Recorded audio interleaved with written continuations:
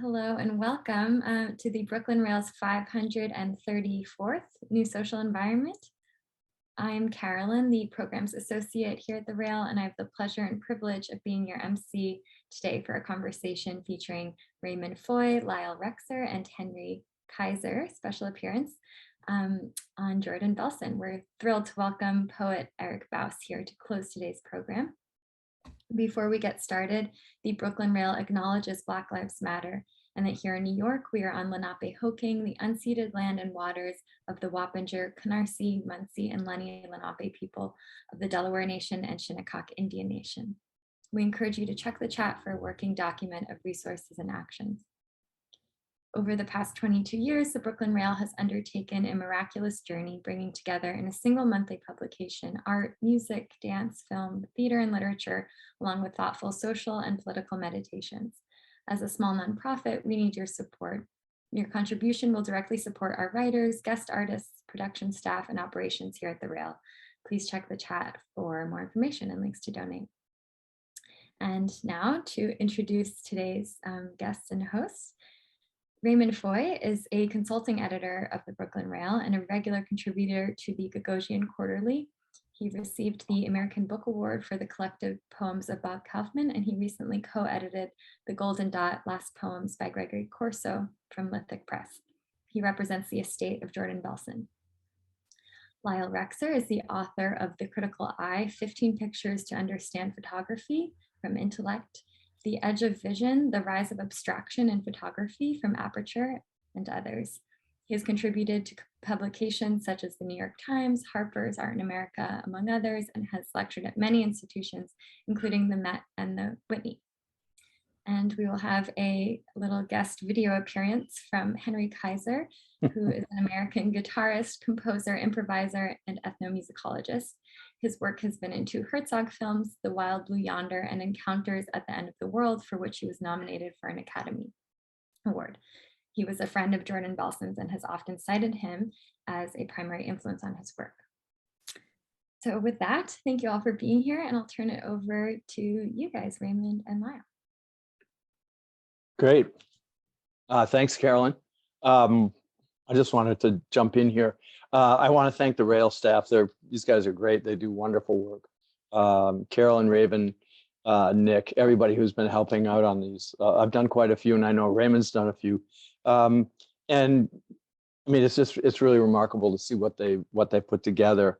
It's a real pleasure to be with Raymond. I've read a lot of the things that he's done for the Rail, and he's just an incredible resource.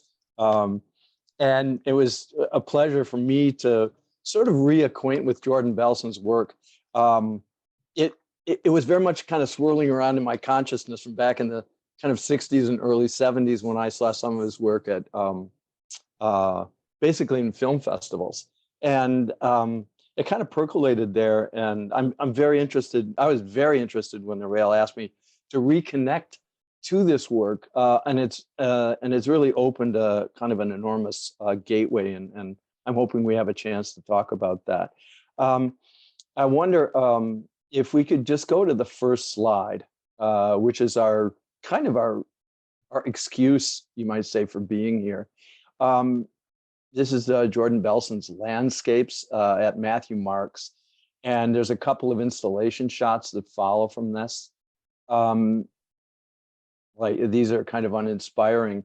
I was going to talk to Raymond about this. I didn't have a chance to mention it. I just saw the show literally yesterday, and I've been sick and I hadn't had a chance to get in to see it.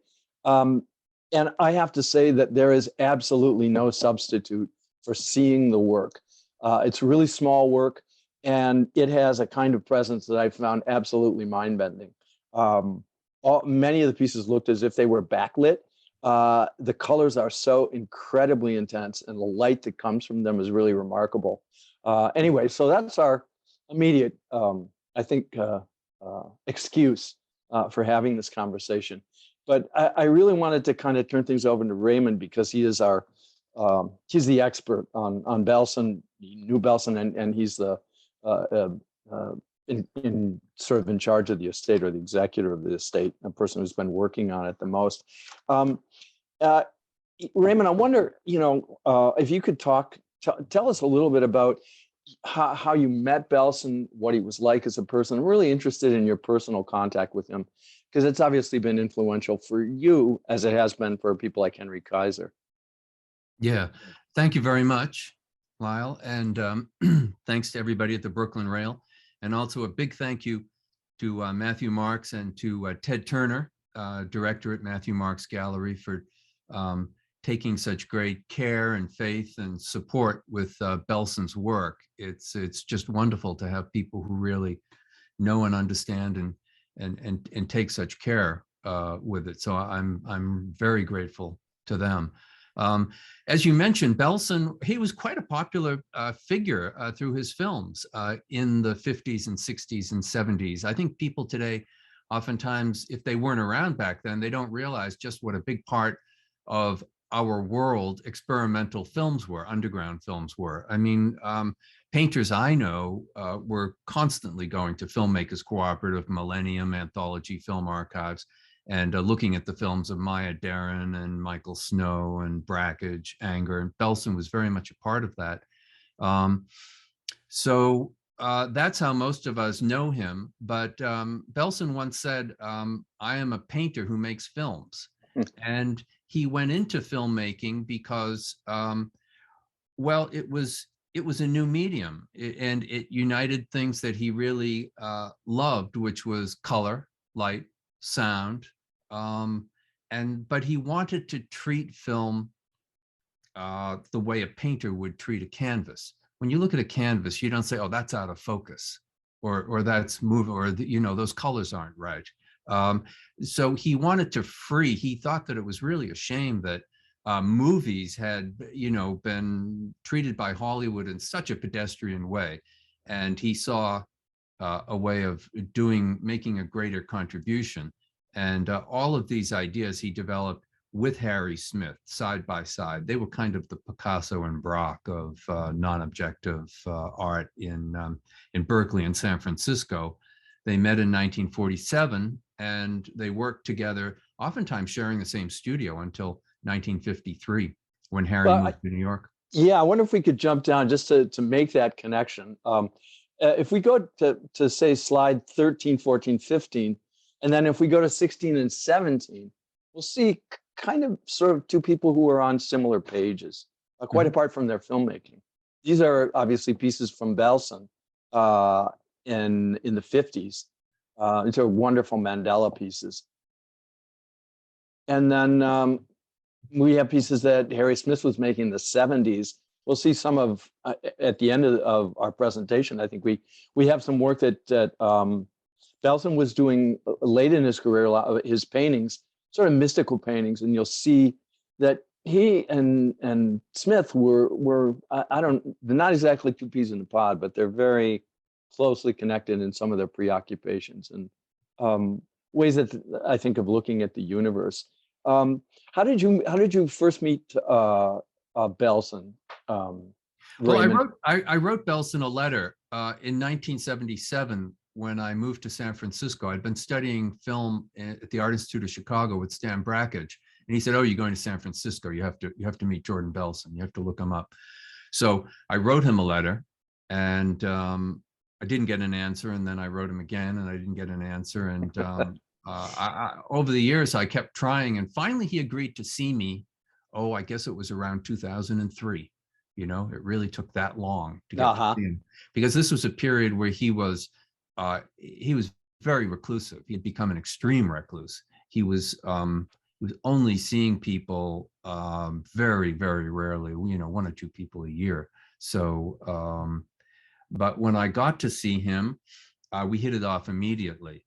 And he lived in this small apartment in San Francisco. Okay, there's the apartment right there. Right. And it was a little bit different when I knew him. It was all most everything was on the floor. When you visited him, you sat on tatami mats on the floor. And there you see a big film strip of his on the left, and some of his artwork, some of his art materials.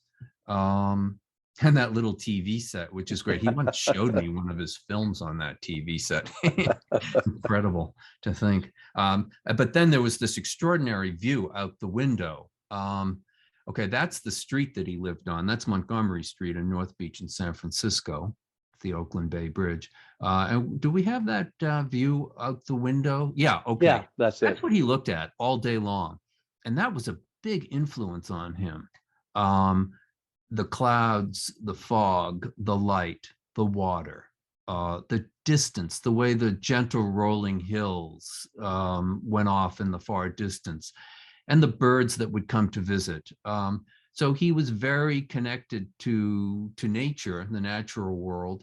And, he always insisted that his work, although it was very abstract, that it was very much based in the real world. And when I visited, he started showing me the pastels that he was making, which were incredible, except he was making pastels over Xeroxes that he was getting down at the Xerox shop. And I said, okay, well, these are great, but, I can help you with this a bit, because computer printing had come in at that point. And so I started making the prints for him so he didn't have to Xerox. And I was making them on Fabriano paper and Hansen paper and Arches paper. And then, sending them back to him and being able to put them through various themes and variations, reverse them, flip them, turn them negative, positive. And maybe 3 out of every 5 that I would send, he would work with. So we began to have a really interesting creative relationship. And then I would go out to see him and he would show me the work. And he would say such extraordinary things about the work that I would ask him if, I could tape him. And he said, no, you can't, but you can take notes if you want. So I'd sit there and scribble away in notebooks. And some of those were printed in a Brooklyn Rail. If you Google Jordan Belson and my name, but I've got about 8 or 9 notebooks full of those sayings and lots of diagrams. After I would leave, I would kind of stumble down to the Cafe Trieste in a kind of trance, and then recall from my notes and flesh them out. And I really feel like I was getting his teaching. It was the kind of thing that you often read about with Indian gurus, where if you think of Sri Aurobindo, all those extraordinary, and Yogananda, all of Yogananda's lectures were written down by one woman. She was a Mormon from Salt Lake City who was a secretary, and she knew how to take dictation, shorthand. And, we'd have nothing of his lectures. Instead, we have like 5 volumes. So I was aware, I was conscious, because he was at the end of his life, that he was giving me a kind of teaching, and I was encouraging him, and slowly he would take things out of the closet and show me works of art that he'd made over the years. And it was a very meaningful relationship. Well, I want to set the scene just visually. Maybe we can set it even a little more. We have a clip as you showed me. Belson had a long piece of film, it's about 30 minutes long, which doesn't have a title.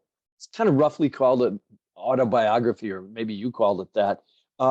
It's really remarkable for a bunch of different reasons, and it's a great introduction to ways in which Belson was thinking about filmmaking. And I was thinking, if we could go to the beginning of this, let's watch a few minutes of it, and then we'll shift to a scene that I wonder if you can help us explicate. Okay, that's the second clip we'll show. Belson called this autobiography. Okay. Did he? Yeah. And there's no soundtrack, right? There's no soundtrack for this. He said it's not a film, it's footage.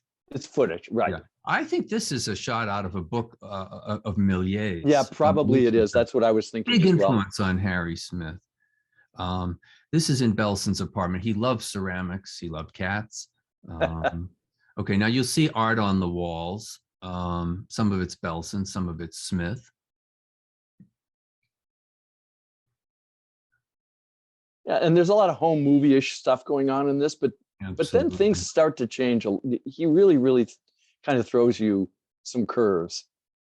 That's a And that's Harry what I Smith love. drawing on the wall. I own that. I bought that from him, 1953. That's Jordan. Those are brain drawings behind him, what he called brain drawings. Yeah. That's a little optical toy. And it's a kind of a surrealist clip that he has here, almost like a Dadaist clip. Yeah. Now that's hand paint. That's Harry Smith, hand painted films. But then it's hard to tell which is Smith and which is Belson at this point. Yeah, that's Harry. And then we have this kind of wonderful horizon clip. It looks like something out of Nosferatu almost, even though it's clearly not. That's Nob Hill in San Francisco. Exactly.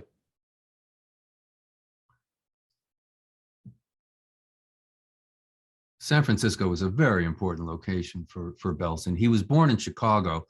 As an infant, they went to New York, and then they moved to San Francisco. So he grew up there from a very, very young age. He never liked New York. Yeah, right, exactly. And that's a subject we need to maybe deal with a little bit later, which has to do with sort of that universe of West Coast work, and particularly San Francisco work that was sort of not exactly ignored, but really cordoned off by kind of the New York film and art establishment. And you can see, I mean, obviously this is clips, right? He put together these as clips, but clearly interested in kind of everything, in abstraction, in single frame animation, in in abstract filmmaking, in all these kinds of what seem like random sorts of things, but also are connected to the ways he worked when he made his, as we'll see, when he made a film like Samadhi. And we could kind of break here, and then let's go to 4:30. This is the clip that I wondered if you could help explicate a little bit, because he gives a sense of who he was surrounded by. And so here we are in the apartment. That's Gerd Stern. He's still alive, poet. That's Philip Lamantia, great surrealist poet. Smith films behind him. That's Belson. So this would have been shot by Smith himself. Shot by Harry, yeah. That's Jane Belson, his wife of the time.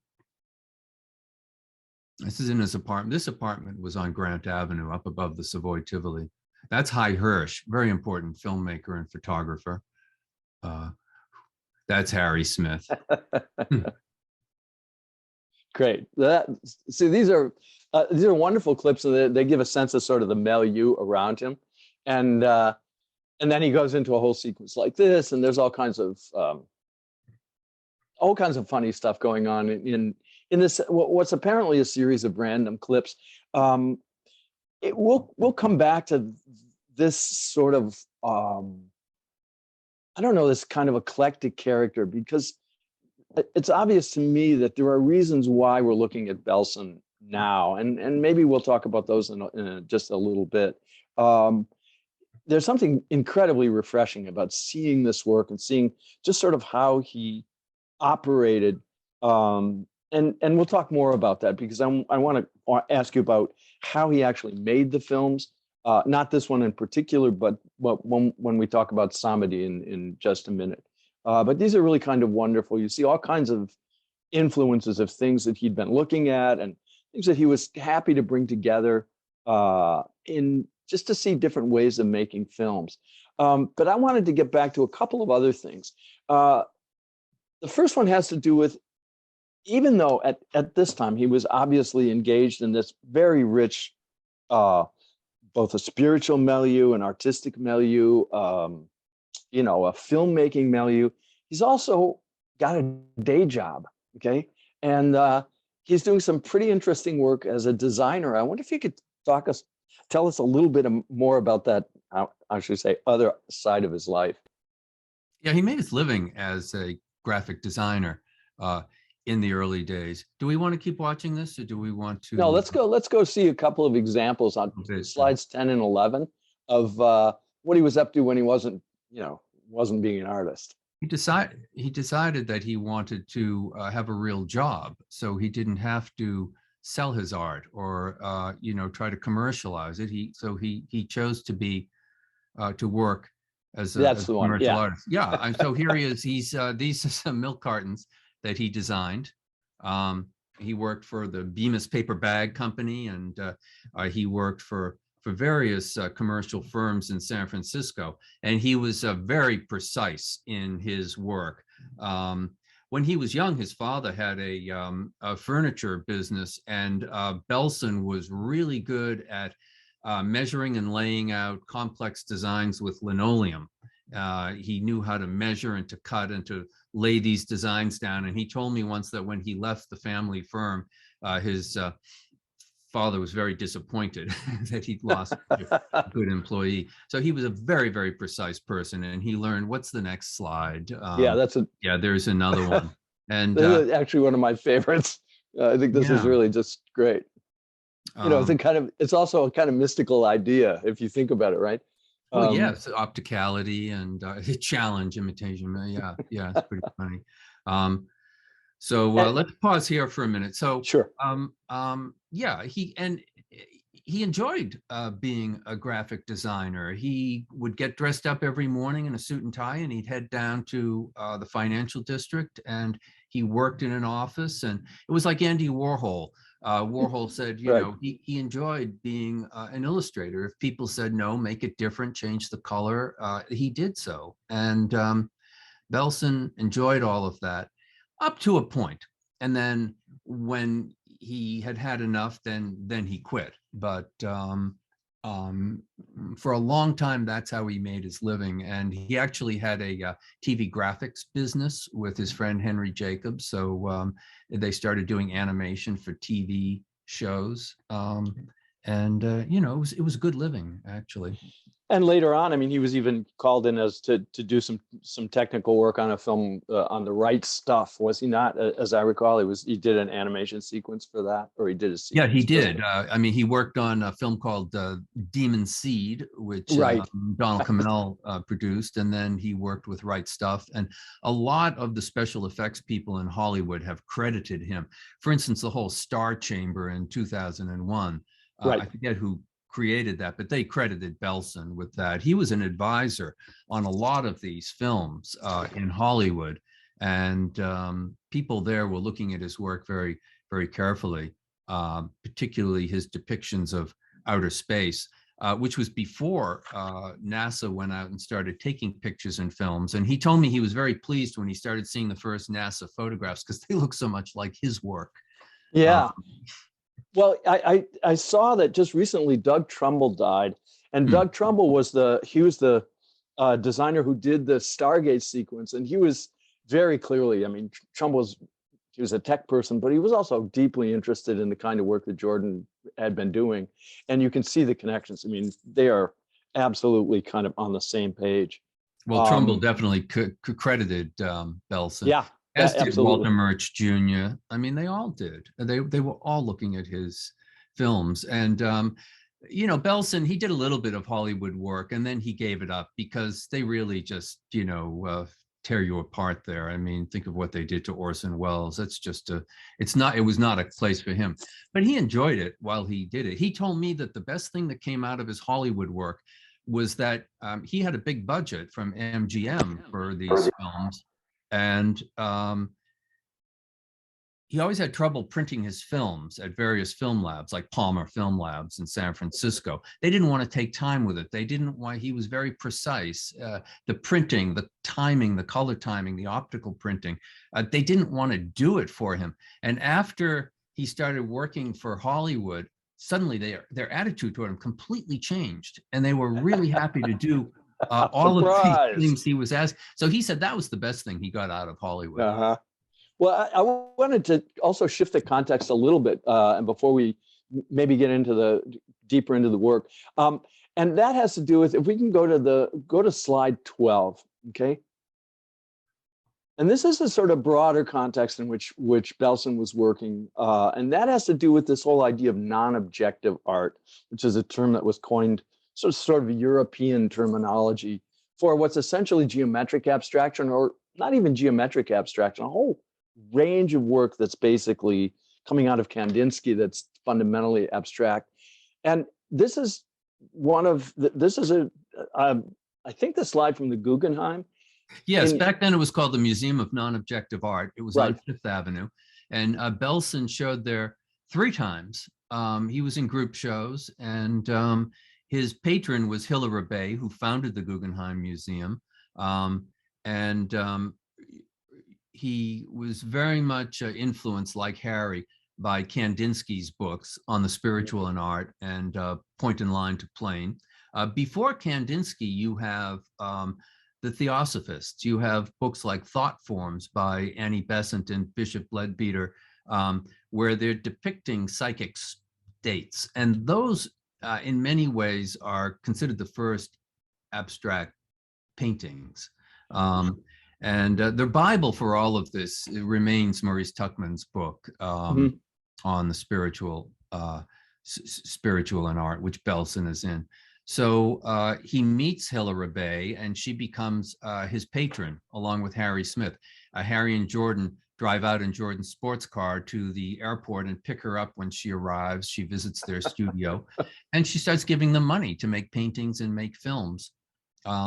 So he is working very much in this vein of Kandinsky and Rudolf Bauer, who was somebody he particularly admired. He found Kandinsky a little mechanical, he said at the time. And then there's another figure named Oskar Fischinger, who is a German painter who escaped Germany during the Nazis, came to Hollywood, worked for Disney, but made his own films and paintings. And he had a kind of salon in Los Angeles where Harry and Jordan met people like Schoenberg and John Cage and Merce Cunningham. And so they had deep connections to the musical world as well. It's one of the things, of course, that we need to talk about as we get into the films. I think if we have a chance to talk about this a little later, I've been thinking a lot, not only about Kandinsky, but about the return of Hilma af Klint's work. And I think the importance of, I don't want to call it the resurrection of Jordan Belson's work, but certainly the kind of reintroduction to his work in a very different kind of, I think, historical moment. And maybe we get into that a little bit more deeply, because I'm intrigued by the notion that there is a Belson moment, and it's happening now. And I think it's worth asking why that's the case, what it has to do with people like Hilma af Klint and that kind of abstraction. Maybe we wait for that. If we can go talk a little bit about the collages right now, because it leads us into, I think, in an interesting way, into the filmmaking, which is kind of where I want to get to, because we have this this piece that Henry Kaiser did. Can we go to slide 18 and just walk through some of the landscapes, which are really, really remarkable? Can you talk a little bit about how he worked and where these came from, how he made these? Yes, Belson's wife, Kathy Heinrich, is really the source of information for all of this material, because I never saw this when he was alive. He showed me some things, but there are so many bodies of work, different bodies of work that Belson made, which we're going to be showing slowly over time. And these are series of landscapes made with torn colored paper. Sometimes the paper he's painted, other times he had a big collection of paper, and some of it is still in an envelope in the estate, and I think we have pictures of that.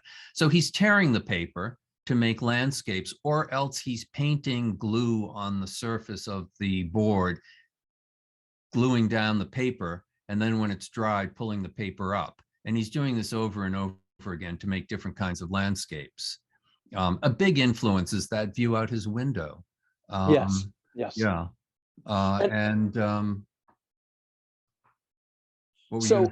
A couple of things about this, and as I mentioned before, you really have to see these things in person. You cannot get the sense of these in any kind of reproduction. You get kind of glimmers of it, maybe. That's true. If ever there was an argument for the aura in art, absolutely, this is it. Work. Okay, here are the scraps and painted papers that he was working with. He saved all his art materials, which is great because for restoration work and conservation, and it's just great to know what he used. He didn't throw anything out. Right, Here's and some you can see, sketches. right, he's doing sketches for those landscapes. These were, I mean, obviously he had a way of working, but he was thinking through what he was doing. That is, he's thinking about what landscapes and how he's going to construct them. And he's going back and forth between film and painting. I don't know what that weird thing is on the upper left. It looks like a cappuccino machine from Naples. I don't know what it is. You know what it could be? It could be a design for a laser projector, because there are laser projectors in the Morrison Planetarium in San Francisco, where he worked for several years. That's what it looks like to me, yes. So I think it's a design for laser projectors, but there are a lot of these sketches, and they're on yellow trace paper, and they're all the size of his film viewer, what's called a moviola, what you watch a film on when you're working on it, when you're editing. And what happened at a certain point was he was being asked for film stills for reproductions in programs and magazines, and they were never satisfying. So he decided to start drawing his own film stills in pastel and paint. And he would put the trace paper over the moviola, and he would trace the still, and then he would paint it. So this is a tracing. Now, these landscapes, some of them appear in his films. Right, and we could go down. Let's go down to, because we have one where, like this one, for example, is used in his film. Infinite, this appears in a film, Infinity. Yeah, okay, next slide. There's a detail. And now the next slide, okay, let's pause here for a minute and explain. This is probably one of the influences on these works, which is in the Morrison Planetarium, where Belson and Henry Jacobs had a series called the Vortex Concerts. Those were evenings on weekends where people would go, and they projected films. They had a sound system with like 100 speakers. You could pan the sound 360 degrees. There were lasers, and they had very interesting music by Takamitsu, by Henry Cowell, by Henry Parch. And so it was basically a multimedia light show. It's the origins of the light show come out of the Vortex Concerts, and all of the heads in San Francisco. Absolutely. It was sold out for 2 years in a row. Jerry Garcia talks a lot about going to these. So people would go there. A lot of them would get high, and then they'd go inside, and you know, it was like being in the middle of like a Pink Floyd show or something. So this is the origin of yes, of all that stuff. Yeah. And especially, you know, the way we encountered it, certainly in the East Coast, was through the Joshua Light Show at places like the Fillmore East. And I'd always wondered where this stuff was coming from. And it was very clear that it was all West Coast generated. But I'd never seen, I actually had heard about the Morrison, the stuff at the planetarium, but it was only just sort of in the vague background. All the light show people credit Belson. They all talk about him. Yeah. Was he also doing a kind of electronic composition as well, or sort of? He's always been very interested in sound. I mean, sound is a very important part of his aesthetic, of the material that he's working with. And today we kind of take it for granted. So if somebody's a sound artist or they work with sound installation. But for Belson, sound was really, the primal element in the universe. And the vibrations in sound, the whole world of sound was something that he really wanted to explore. I have a great quote somewhere. I don't know if I'm going to be able to find it this quickly about sound, but he said that most creatures in the universe, communicate through sound. Sound is the primary medium for animals, for insects, and so starting in the 50s, he used a soundtrack from Pierre Schaeffer, who was one of the first electronic composers, Musique Concrète, and yeah, he's working with a whole variety of composers. Then he starts making his own tape compositions. He's got 2 Ampex tape recorders, and he's recording sounds in his environment all the time, the same way he's filming them. He's recording birds, he's recording bells, he's recording ambient sound, and he's cutting and editing them. And right now we're in the process of transferring a lot of these tapes. A great composer named Maggie Payne, who has taught at Mills College for many, many years, has been doing the tape transfers. She worked with Jordan on soundtracks, and he used some of her music in his films. So sound and tape composition and music is very, very important. So here's Apollo. Here's another instance where one of those landscapes appears in his film. And yeah. Yeah, well, as long as since we've arrived here, let's talk about Samadhi, because we're going to show a clip from that, or actually show the whole thing, and the new soundtrack that Henry Kaiser has put together for this. And can you set us up for this a little bit? Samadhi is a really, really important film for a lot of people, certainly for Belson himself. I want to read a quote about that. He said, "The experience of making it totally convinced me that the soul is an actual physical entity, not an abstraction, not a vague abstraction. And after I finished making it, I felt that I should have died. I was rather surprised that I didn't." And so let's talk about Samadhi for a minute, and his spiritual practices, as well as Kaiser's engagement with this piece before we watch it. Mm-hmm.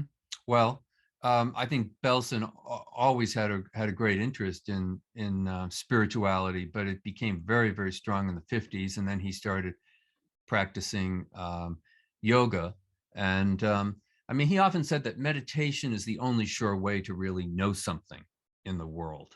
It means being in touch with your own inner self and in sources of life. And he felt that meditation always kind of gave you the answer that you needed. And that spirituality for him was not a matter of belief, had nothing to do with belief. Maybe there's a bit of hope in it, but it was not about belief. It was a constant back and forth between knowing and not knowing. It's about going through life with an inquiring mind, questioning things, not sleepwalking your way through life as most people do. And it's also about meditating upon the point of death. You know, he often said that from a very young age, we're all aware that we're going to die, even as children. But how often do we really consider the fact that this is going to happen? And we're so wrapped up in the material world and the ego, and yet at the point of death, particularly when you read people's description of what happens, it's so easy to just let go of the material world and dissolve into the spirit. So these were concerns that interested him, and he was always reading Ramakrishna. Ramana Maharshi was his favorite guru. He was reading Meher Baba. He was very wrapped up in all of this as it developed. He was personal friends with Alan Watts. He went to see Krishnamurti lecture all the time. So this was the milieu through which he, that he was involved with. He practiced yoga very seriously, and vegetarianism was very important to him. He believed that you could not reach any kind of point in spiritual development unless you adopted vegetarianism. And that's one of the reasons why he began to withdraw from society. He just said it was too difficult to go out with friends to restaurants, and even in the office where he worked, people were calling him a grass eater. And, he would have to be sitting around people where they were chomping down on big pieces of meat. And he just found it really, really hard to deal with. And, he was very concerned with food as a reflection of status and social values, and food ethics were very important to him, the treatment of animals. He was just so far ahead on so many different points that today I think we've all come to accept as just normal matter of discourse. Well, with that said, maybe we should just cue up Henry Kaiser, who also Samadhi is the film. Cue up Samadhi, Mm-hmm. and and take a look. We have a hang on. Let me say one thing about Yeah. Samadhi before we start. Yeah. Because a lot of people are going to give me a hard time about this. Some of these hardcore Belson film people. What has happened here is I've asked. Henry Kaiser has been a really good friend. He was a good friend of Belson's. He's been a terrific friend to the estate, to me, to Kathy, helping out in all kinds of incredible ways. Belson said he always wanted to do a soundtrack with Henry Kaiser. And there's not really time to go into Kaiser's career, but it's quite a remarkable one. Yeah, it is remarkable. And he never got around to working with Kaiser, even though he wanted to. And a lot of people didn't like the New Age soundtracks that Belson put on his films at one point, starting in the 70s. And I mentioned this to him once, and he said, well, if you don't like the music, just put your own music on. He was very open to the idea that people would do something like this. So I took that as poetic license to ask Henry Kaiser to talk a little bit about the influence that Belson had on him. And then I asked him to rescore a film, Samadhi, which is about 6 minutes long. And he's done that. And it's a very different take than the New Age soundtrack that was originally on Samadhi. And then at the end of the film, Henry comes back on and he talks a little bit about why Samadhi was such an influential film for him. And I know in rehearsal, we had a little bit of a sound lag when he's speaking. So we'll see if we have that or not. But if we do, just bear with us. So here's Henry Kaiser. Guitarist Henry Kaiser here in Santa Cruz, California. And I want to say a little bit about a film that changed my life. Jordan Belson's film from 1968, Samadhi. Okay. I was in college. I was young. I was 17 years old. It was 1970. And I went to a program of experimental films. And there were a couple of Jordan Belson films in it, Momentum and Samadhi. And I watched them, and they changed my life. The next year, January 1971, I went to the Pacific Film Archive in Berkeley, California, and I met Sheldon Renan, the director of the archive, who was friends with Jordan Belson, and he introduced me to Jordan. And I got a lot of chances to talk to Jordan, and I saw all his subsequent films. I learned a lot, and it changed my life. As a guitarist, I think Jordan Belson is the most important influence on my music. And as a filmmaker, because I'm a filmmaker too, I have dabbled in the area of non-objective cinema again and again since I was in college. And it's a language I know, a language I enjoy participating in.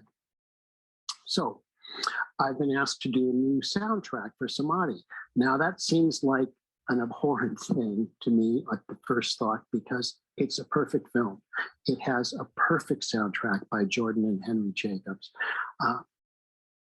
At first, I couldn't imagine that I should do a soundtrack for it, because it should be the way it is. It's perfect. What are my other favorite films? Well, there's Seven Samurai, perfect soundtrack. 2001: A Space Odyssey, perfect soundtrack. Zaragoza Manuscript, perfect soundtrack. I wouldn't want to mess with those. But then I thought about my personal experiences with Samadhi and my history before I saw it.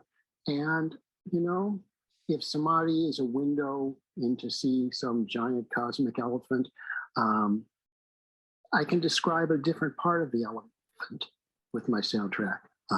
So I'm going to play a guitar soundtrack for you, but let me just tell you a little more first.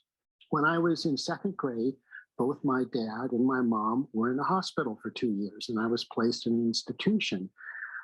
Institution didn't know what to do with me in the summertime, so they locked me in a room for 2 months each summer for 2 summers. And I had no books to read. I couldn't go outside. I was brought 2 meals a day on a tray. No one spoke to me. No one talked to me. Kind of an extreme ascetic experience for a kid who's in second and third grade. Jordan Belson, before he made Samadhi, he spent a couple of years in this special yogic kind of ascetic experience, divorced from everything else in the world, to find the images that he found in Samadhi. When I saw Samadhi for the first time, I recognized what it showed. I recognized all the imagery. It was what I'd experienced being locked in a room with no stimulation for 2 months when I was a little kid. It's what my dreams are like. I never had dreams with people or humans or narrative. My dreams just look like Jordan Belson films. And I'm also synesthetic. So my senses cross and I experience music. Besides hearing it, I see colors and patterns and visual fields, the kind of stuff you see behind me here. And stuff that's a lot like Samadhi. In fact, I remember music by visual patterns that look like Jordan Belson films. So Jordan, with his films, was communicating in a language that I knew and that I was in the middle of. And in a way, it's like Samadhi was inside me before I saw it. And it was also like I was inside Samadhi too. So it's a strange thing. So I'm gonna grab my guitar. And I will play a live solo guitar track with Samadhi for you. Thanks. Here we go. There you go.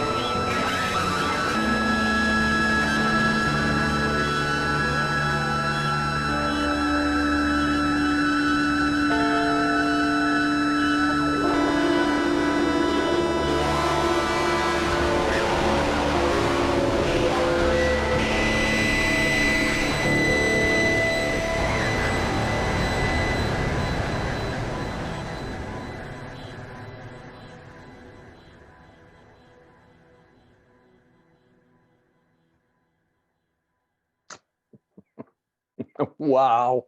You know, this just seems like such a perfect example of the idea that everybody wants to go to heaven, but nobody wants to die to get there. And, Belson often said that, this realm is not divorced from the next realm that we get to, and that you can learn things in this realm that are going to carry you over into the next one, and that you have to condition yourself to see things that normally, you would disregard in life. So that was one of the points of meditation for him, and something that he tried to carry through into his film. Scientific imagery was very important to him, but he always felt that scientific imagery, that it was very temporary and transitory, and it changed all the time. And scientists, for the most part, lacked an artistic imagination that gave them an awareness or an interest in the big picture. And he felt that a lot of the things that he learned in what's called the perennial philosophy, Indian philosophy, the age-old Indian philosophy that's been handed down for centuries, that you had to balance scientific imagery with that knowledge, and that they did not contradict one another. There was never anything he found in scientific journals that ever contradicted what he learned in Indian philosophy. So it was a very interesting relation. Yeah, and he loved Scientific American and all the science journals, which were very good back in those days. And he made the cover. Yeah, he saved a lot of these. And there are certain articles in Scientific American where you can see that it, like the film Light, which is based, in some ways, it's based on an article in Scientific American about the electromagnetic spectrum of light. So these were sources of great inspiration. Okay, so now we're looking at the very last works that he made in life, these pastels, which I think are a kind of triumph of his work, a summation of his and work. Again, these are things we need to see in person, because based on my experience so far, these will have textures and what's the word, a luminescence that you cannot get unless you see the objects. And that's what's exciting to me. I wanted to go back to that original question and see if you have thoughts on this. I'm very interested in why, again, if you think of Hilma af Klint, and you think there's a lot of mystical work that's being reconvened, shall we say. And I'm very interested in what Belson has to say to us now. It can't be an accident that this work, and I'm sure it's finding an audience, that we're going back to it. We're taking another look at it. Even people who, as materialist as I am, find this work enormously suggestive now. Both the films and the paintings. 10 or 15 years ago, I never would have expected that. I wonder if you have thoughts about that, Raymond, about why Belson now? Well, it's really a bit of a mystery in a way as to why things become visible when they do, because it's not just the artist, it's the times, it's the zeitgeist, and it's style, it's so many different factors. It's like the big wheels of a Swiss watch that are moving around, and when they all align, suddenly, obviously, there's a need for it.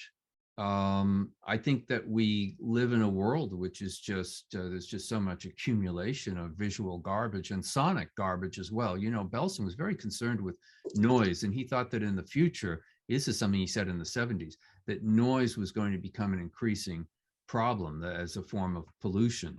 So I think that this represents a kind of spiritual grounding, and he insisted that these archetypal images were true, they were real, they weren't just in books, and that they could be experienced, things like the soul, the spirit, anima, that those things could be experienced.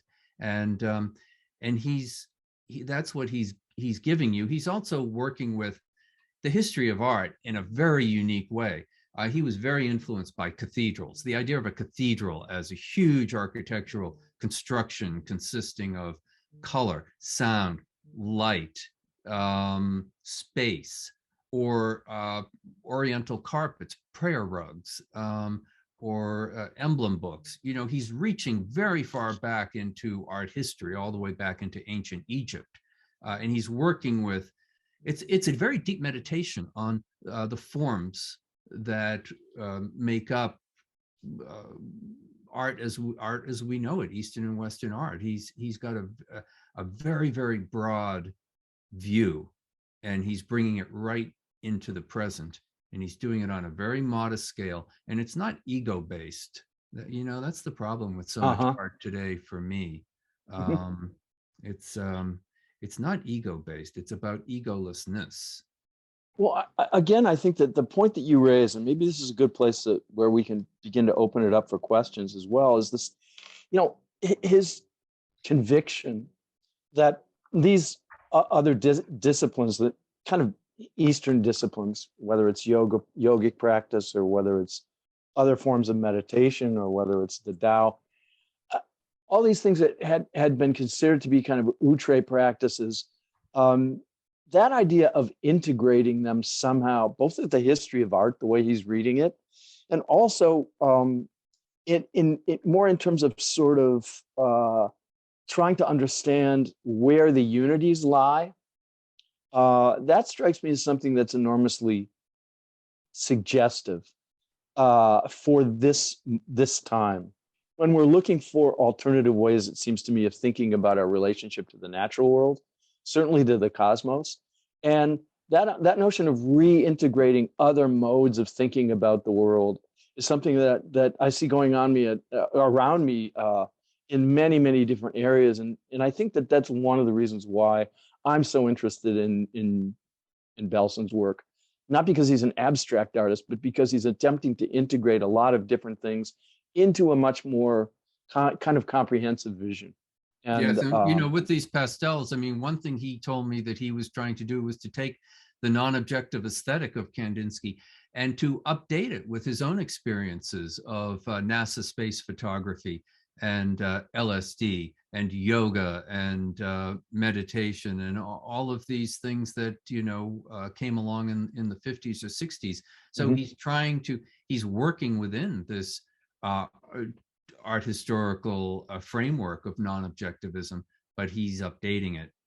Right. That's kind of a wonderful, I think, a wonderful segue. You know, we kind of you've sort of heaped our plate with the Belson material.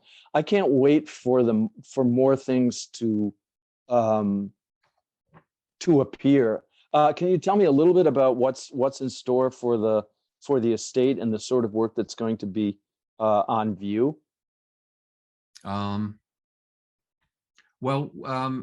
I have a film program at Anthology Film Archives next Saturday where we're going to show 5 or 6 films. Belson, these are very intense films, even though they're short. He didn't like too many films being shown on the same program. He didn't like it when people overloaded the program with too many films. Right. So we're going to show 5 or 6 films that we have recently restored. The restoration of the films is really important, you know, because all of Belson's masters, internegs, are on deposit at Pacific Film Archives, and they're all in very good condition.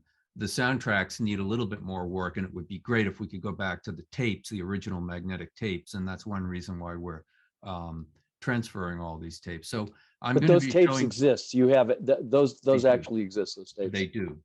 Right. So we're, you know, restoring the films is absolutely crucial because those are fading. You know, I requisition a film from MoMA or Pacific Film Archives or somewhere else, and the condition report says it's in good shape, and you get it and it's completely faded. You know, it's gone pink, right. It's turned to vinegar. So that's very important, both making film copies from internegs and digital copies, 4K digital copies. And, you know, tracking down people who he gave copies to, like James Whitney, the Whitney brothers, they were pioneers in animated film, and James Whitney was a ceramicist and probably Belson's closest artistic friend, certainly the person he admired most. You know, he had really beautiful prints. So that's a big part of it. And fortunately, there's not a lot of restoration work needed with the artworks because he understood his materials so well, and he was such a fine craftsman. They're so well made. Yes. That, I've taken them to excellent art restorers, and they say, "Oh no, don't touch this. This is just fine the way it is." The artworks are very stable, and there's a lot of different bodies of artwork, and that's something that Matthew Marks has a very clear idea about what to present, where, and how, and so we're very fortunate to have him, and there's a lot more to come. Believe me, there's a lot of material. I mean, there's something like 1,000 artworks in the estate. There's a lot to look at. Yeah, no, it's really quite wonderful. And I mean, I'm looking forward. I've kind of got the bug, and I'm again, it's a different kind of journey, but it's a very, very important one. It strikes me. There are a lot of people who kind of think about this stuff as sort of like hippie stuff or whatever, but they can think what they want. It strikes me. I think we have some bigger fish to fry, and I think Belson can help us do that. Well, yes, it's things get victim of their own success. It's like Gore Vidal once said about homosexuality: the love that dare not speak its name has quickly become the love that won't shut up. The occult is a similar situation. Things get overexposed, and then you get sick of them, and I'm sure Jordan would definitely feel that way. But what can you do about that? You can't do very much. Well, anyway, that's actually a great place to leave it. If people have responses or questions for Raymond, I think it's a great opportunity to do that. Yes, thank you both so much. I'm sure everyone's brimming with questions. Our first one, so just pulling this up here, we will turn it to our friend GE. Can you go ahead and unmute and ask your question? Thank you so much, especially thank you, Carolyn and Lyle and Raymond, as always. Kind of a general question. Maybe I'm making as much of a statement here as a question, but is Belson's project kind of a reach for the sublime, as in its kind of Latin form of beyond the threshold, and attempt to account for the sort of feeling of awe and majesty and a lot of the experiences we get when we contemplate just the general wonders of the natural world? Yes. Absolutely. GE, you watch every single one of these broadcasts every day. Many of them, yes. That's unbelievable. No, I just, it's my daily thing. It's great. Yeah, they're good. Well, yeah, the answer to that question is yes, absolutely. He's working with another kind of vision. It's an inner vision. Well, it's where inner and outer match up. It's his own thing, that's what's so great about him. He just totally followed his own path. And he had a very successful career early on. He, as a late teenager in early 20s, he showed at the Pasadena Museum of Art, San Francisco Museum of Modern Art, with Diebenkorn, with David Park, with Gordon Onslow Ford. He showed at the Guggenheim Museum in New York, but he decided he did not want to have a public commercial career as an artist in the art world. He wanted to do it a different way. And he did that. And what you have is a very rare thing with Belson. It's like Van Gogh. It's a posthumous career. His career begins the day he dies. That's right. And I was going to ask you that, Raymond, about this. In the 70s, I believe, he basically withdrew his films from circulation. He just didn't want them shown. Is that right? And I'm just interested in this retreat from the world. Yeah. Yes. He did slowly retreat from the world, and then he fully retreated from the world. He told me at one time his apartment in San Francisco was the quintessential beat pad. He said, it was a party morning, noon, and night, and people were drinking and getting high, and there was a nitrous oxide tank in the corner, and there was music on, and it was Hendrix and Santana and Dylan. He was a big fan of Dylan. I always liked that about him. And he said people would come in with a girlfriend or a wife in the front door, and they'd leave the back door with a different girlfriend or wife or boyfriend. He said it was absolutely wild. And one day he just looked around and it was like, who are these people, and is this my life? And he said, no, I don't want this anymore. And he said, I just stopped answering the doorbell and I stopped answering the phone. And after 3 years, they stopped calling. So it was a gradual withdrawal, but he realized he had to do his work and he had to do it in private. And, he had it when he began to have a very stable relationship with Kathy Heinrich, who had come out from New York, where she was a dancer with, studying with Merce Cunningham. And that relationship really gave him the stability for the rest of his life to concentrate on his work. And he did see people. He allowed people, to come in and to see him from time to time. And we have a lot of material. There's a filmmaker named Paul Fillinger, who in 1979 made over 30 tapes with Belson, 90-minute tapes, interviewing him about remarkable spiritual matters. That's very rare to have that kind of document for an underground filmmaker or a painter. So there's a lot of material there. He wasn't like he was doing nothing. Yeah, exactly. Well, help it come out. Thank you. Thank you, GE. Good to see you always. Yep. Thank you so much, GE.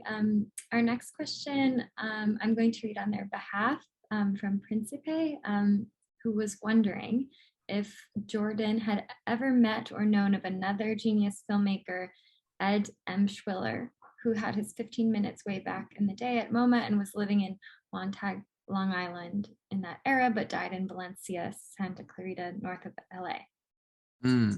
I don't know if he knew him. He definitely would have known the films. He went out to see all these films, paid attention to all of them. He was very well informed. He looked at art magazines. Even when I met him in 2003, he was familiar with Fred Tomaselli's work, with Philip Taft's work. He was very aware of what was going on, and some of it he liked very much. I don't know. The people who he really, the one artist who he always spoke very highly of was Bruce Conner. He loved Bruce Conner's work. That makes perfect sense. Yeah. And then other things he didn't care so much because he just didn't think they were that good. Very unpredictable, but also he would change his mind a lot. That's one thing that bothers me. Just because he said something at one point, people take that as gospel. For instance, there's a film, I forget what it's called. I think the film is called Blues, where he didn't want it shown anymore. He didn't like it. And Robert Haller, the archivist at Anthology Film Archives, got his permission to show it once. And there's a letter that he wrote to Haller saying, okay, you can show this film this one time, but you can't show it ever again. And I mentioned that years later, and he's like, oh, well, that was 20 years ago. If I saw that film today, I might really like it. So he changed his mind all the time. You can't, there's no real gospel truth in any of this. And there was a quote in his obituary in the New York Times at the very end where it said his last wish in life was that his films not be seen on the internet. That is not true. What he said was he didn't want bad copies on the internet. Yeah. Absolutely. He knew that it was going to have to go on the internet for people to see it. So there's a lot of distortion about him and his career, I think. Great, thank you. Our next question, I'm going to turn it over to Raven. Hello. So my question is, can you, Raymond, talk about if the approach to curating the show is different or was similar to the last exhibit at the Matthew Marks of Belson Works in 2019?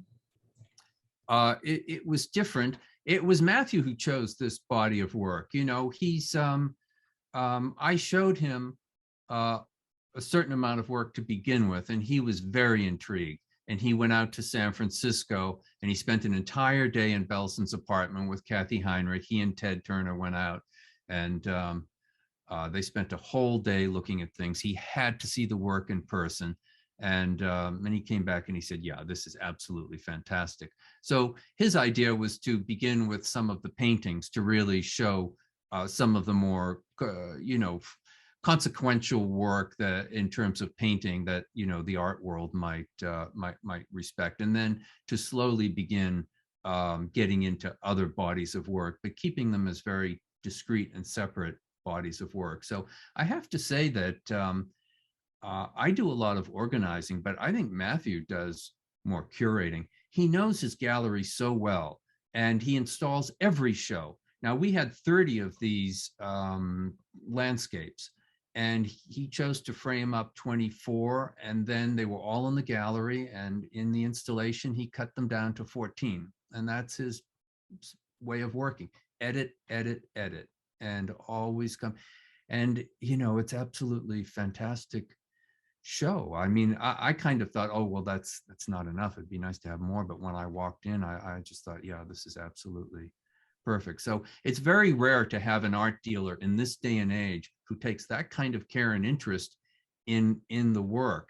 And he's very focused, you know. I mean, you never have a meeting with Matthew where he's doing 3 things at once or he's on the phone. You have his focus, you know, complete. So it's we're really lucky to have him, and we're really fortunate. And I give him a lot of credit for what he's done. Thank you. Yeah. Thank you. I'm going to next turn it over to Nick. Thank you so much, Raymond and Lyle, for this conversation. And thank you, everyone, for your patience with some of the tech issues we had before.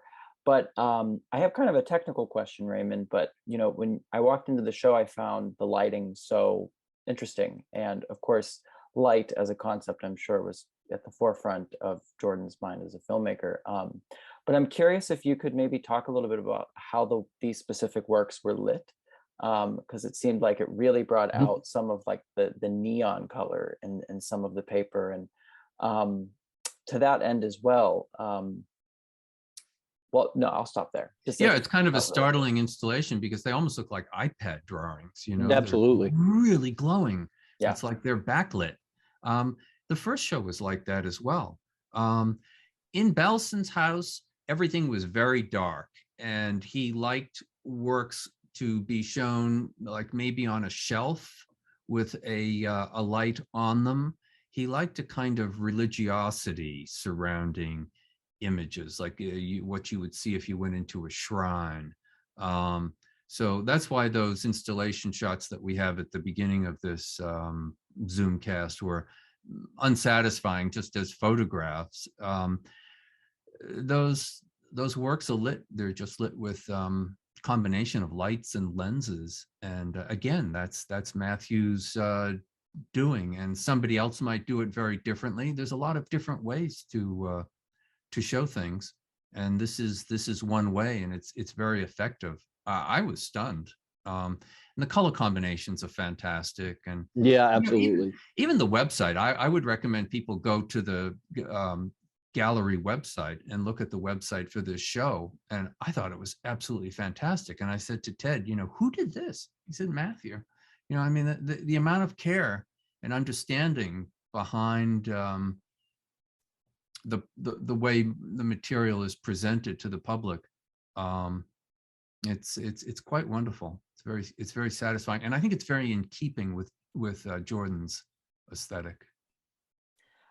I kind of wanted to ask the part two of, you know, if he had left or had very specific instructions on how to light works like this. But to that end as well, I can't agree with Lyle enough that it's something you really have to go see in person. So I really encourage everyone to go see this show. Yeah, there's a precision about the work too that, you know, you really have to see. I mean, it's torn paper, but you got to tear it in the right way. And it's really quite remarkable. Yeah, definitely. Great. Well, thank you all so much for your questions. It is our tradition to end our conversations at the Rail with a poetry reading, and I'm so thrilled to welcome our poet laureate of today, Eric Baus, to the stage. Poet Eric Baus is the author of 5 books of poetry, most recently How I Became a Hum from Octopus Books. He's the author of several chapbooks, most recently Euphorbia from Above Ground Press. He co-directs and teaches at Regis University's Mile High MFA program in Denver. So with that, I'll turn it over to you, Eric. Hi, thanks. Am I coming through okay? Yes. Great. Oh, thank you, everyone. I'll just read a handful of poems that are really short. The first one is just a title. The renounced wildflowers fled. Duet for the end of space. The moss was acting exactly like the sky. The day the miasma divided, the mirages all dried. Lost soil. Geese under a tree, then mountains, then clouds, then sky. In the eye, a very clear eye. Do you see a beak? During the era of redacted foxes, the sky fled. It was always raining in the next room. The ceiling slept beneath nervous grasses. How to clone the storm in a worm. Be almost nothing, a pattern urn, minnow pulses in a dog's tongue, or a little vein of lava around a butterfly's heart. The story of one nervous system is another nervous system. The new noise. The tallest grass in a lost goose starring in a river. I was wooden, was pelt, a bell-waving blank. All my wars had forgotten their sources. I was busy interviewing vines. Transgraft. Bringing various forms of abyss. In the leaves of destroyed seasons. In the frost and spores and noise inside squirrels. Aqueous wings. The yarrow remembered spirals minting tall grass, then knew wheat learning about being a river, a ram, a funerary swan. The touch of the ground, a groan in the water in an altar far away. How can a cemetery be closed? The wool at the end of a hawk's beak was waiting for entrails. The wool at the end of a hawk's beak was waiting to be entrails of moss in the unmarred void. Was listening for a voice built from a fox and a sigh while wanting the rain to revive in a wave. Was an amoeba in a dog. Was flies gliding toward the falls. And then this is minnow pulses. The ocean in a jellyfish. The sky in a cloud. The storm in a worm. The flies in a squirrel's fur. The fences in a horse. The science in an axe. The apricot in an alphabet. The mind in a minnow. The fire in an orchard. The hours in a bee. The bandage in a branch. The hand in a harpoon. The dying sea in a signature. The tiny wars in a sleeping fox. The vowels in a wildcat. The despair in New England. The despair in Indiana, in a road, in a dying deer. The endocrine system in an anxious ghost. And then I'll just read two more very short ones. Euphorbia. The exhausted wing of a sounded out page reversed the void in the grass into a bee, a tiny kite the rain keeps learning. This is the story of recording the wars in a storm for a whole human hymn. In order to form a more patient astronaut, the sky is always threatened. The ground hurts. I can still see the lake in a frog. Thanks. Wow, thank you so much, Eric. The fragments were kind of like the films earlier. That was so Felt like it. beautiful. Yeah. Thank you. Yeah, and thank you all. Thank you, Raymond and Lyle, so much, and Henry for the surprise appearance. We'd also like to thank Ted and the extended team at Matthew Marks for helping to make today possible. We encourage everyone to view our archive of these conversations on our YouTube channel. We'll upload today's there shortly.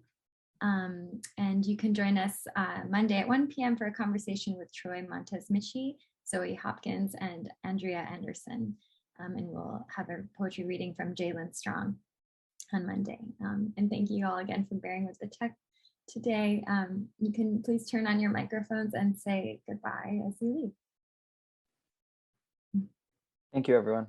Thank you, everyone. Thank you, everybody. Thanks, Raymond. Thanks, Carol. Thank you. Thank you. Hi, David. Hi, Tom. Hi, Nate. Raven. Raymond, thank you, Lyle, Great. so much. That was a great conversation. Thank you. Thanks. Right, go see the show. 2 more weeks. Yeah, April 23rd, right? Right. Yeah, okay. And one more thing, Raymond, you're going to post for a couple of days that version of Henry's version of Samadhi. Yes, I am. Great. Yeah, I'll do that right now. Super. Oh, yeah. Stay tuned. Okay, over and out. Thank Have a you. good weekend. Have a good Thank you. weekend. Bye. Stay safe. Bye. Thank Bye. you. Bye. Bye.